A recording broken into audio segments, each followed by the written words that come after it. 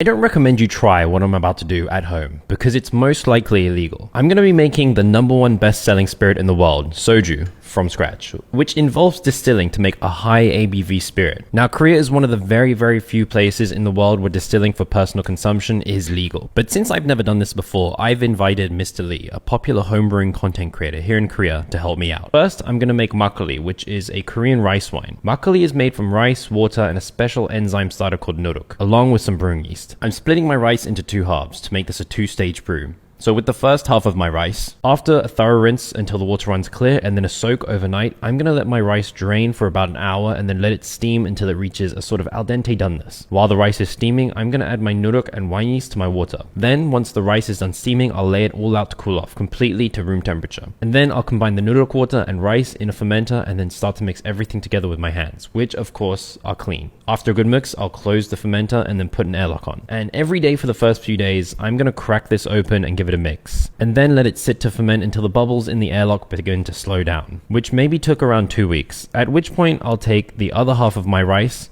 wash, soak, drain, and steam and cool just like before, and add it to my fermenter for round 2 of fermenting. Making my rice wine like this will help create a higher ABV wine with better flavor, which in turn will result in a better soju and more of it. After about another 2 weeks, the bubbles in the airlock have slowed down, which means my rice wine is ready. So I'll filter the rice wine through a cheesecloth to separate the solids, and I move my rice wine back into a clean fermenter and then place it in the fridge to help separate more of the fine solids from the liquid, since we mostly want to use the clear wine on top. Now this is ready to be distilled, but that's coming in part 2, which will be up very soon, so make sure you're following me to see how this goes.